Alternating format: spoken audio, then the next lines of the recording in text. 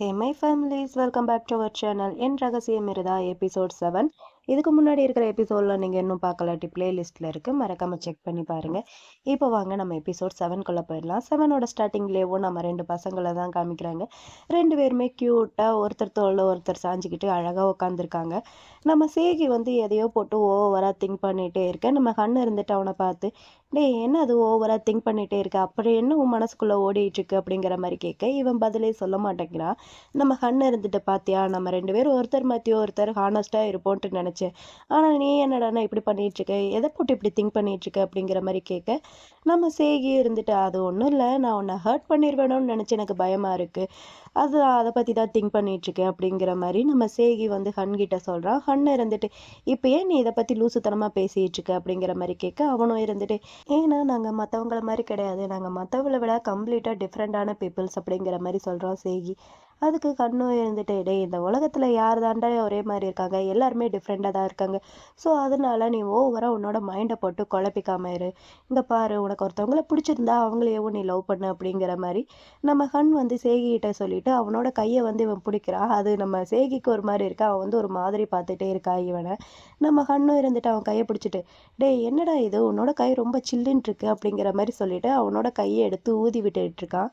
நம்ம சேகி இதை பார்த்துட்டு, டேய் லூசுத்தனமா பண்ணாம விடுற அப்படிங்கிற மாதிரி சொல்ல இவனும் இருந்துட்டு, ஏன் என்னாச்சு, இப்படி பண்றதுனால உனக்கு அப்படியே பட்டர்ஃப்ளை எல்லாம் பறக்கிற மாதிரி இருக்கா அப்படிங்கிற மாதிரி கேட்க இவனுக்கு சிரிப்பு தான் வருது.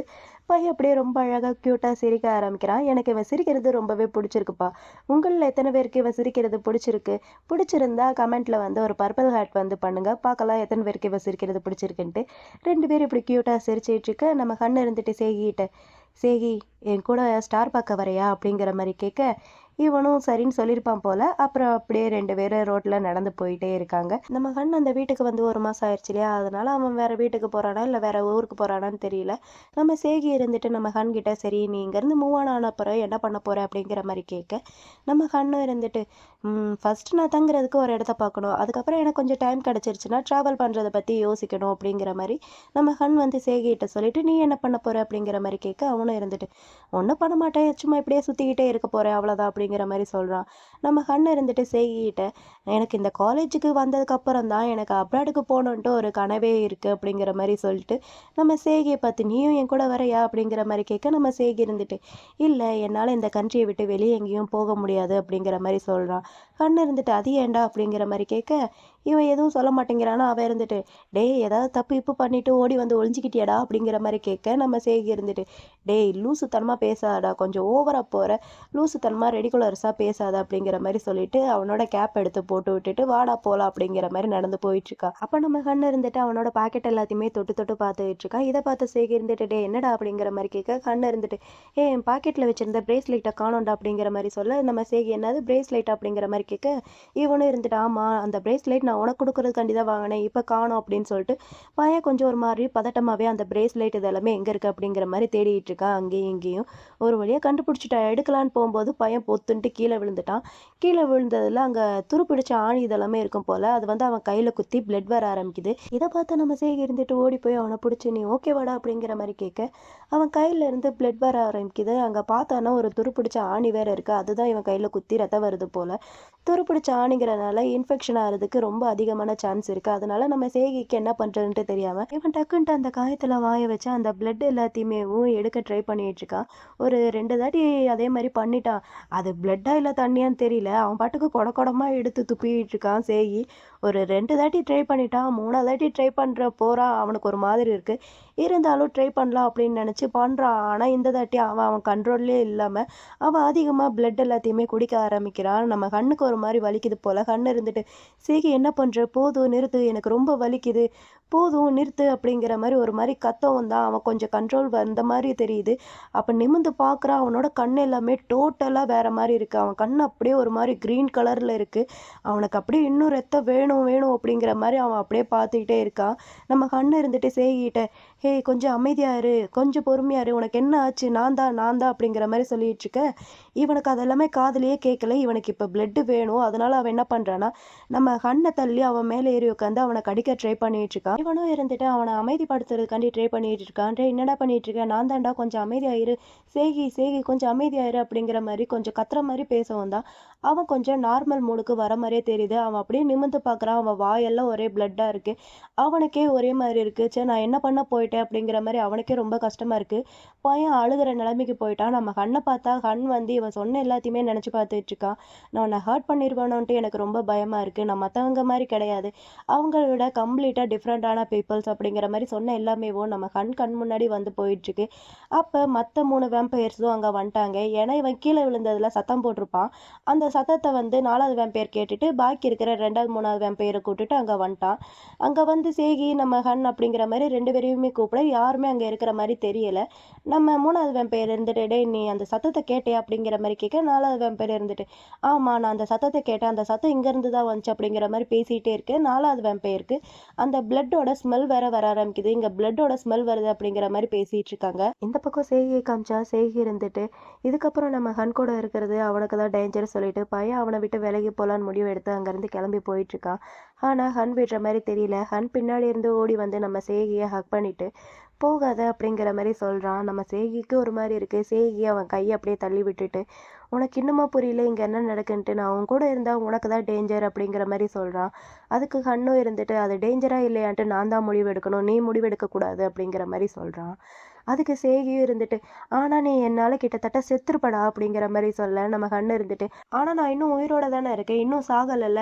நீ என்கிட்ட என்ன சொன்ன, என்ன பிடிச்சிருக்குன்னு சொன்ன, அதனால குறைஞ்சபட்சமாவது இந்த உலகத்துல என்னதான் நடக்குதுன்ட்டு எனக்கு எக்ஸ்பிளனேஷனாவது நீ பண்ண மாட்டியா அப்படிங்கிற மாதிரி கண் வந்து சேகிகிட்ட கேட்க சேகிக்கு ஒரு மாதிரி இருக்கு. அவன் தாங்கிட்டேவோ நான் இப்ப பிளட் குடிச்சா அதை நீ பார்த்த இல்ல, இதை விடவா எக்ஸ்பிளனேஷன் உனக்கு வேணும், அதனால தான் நான் ஸ்டார்டிங்ல இருந்து நீ இந்த வீட்டுக்கு வரதை நான் அவாய்ட் பண்ணிட்டே இருந்தேன், இன்னுமா உனக்கு இதை பத்தி புரியல அப்படிங்கிற மாதிரி சேகி வந்து நம்ம ஹன் கிட்ட ரொம்ப கோவமா பேச நம்ம ஹன்னும் இருந்துட்டு நீ நீ இதுல ஹர்ட் ஆயிருவேன்ட்டு நீ இதை நினைச்சு பயப்பட்டுட்டு இருக்க, இது நான் இந்த விஷயத்த கண்டுபிடிச்சதை பத்தி கிடையாது, எங்க நீ இந்த விஷயத்தால மறுபடியும் உன்னை கைவிட்டுட்டு போயிடுவாங்களோன்னு நினைச்சு நீ ரொம்ப பயந்துகிட்டு இருக்க அப்படிதானே, ஆனா எனக்கு இன்னும் உன்னை ரொம்பவே பிடிச்சிருக்கு, இப்ப நான் என்னதான் பண்ணணும் நீயே சொல்லு அப்படிங்கிற மாதிரி ஹன் வந்து சேகிட்ட சொல்றான். சேகிக்கு ஹன் இப்படி சொன்னோன்னேவும் அவனோட கண்ணெல்லாம் கலங்குது.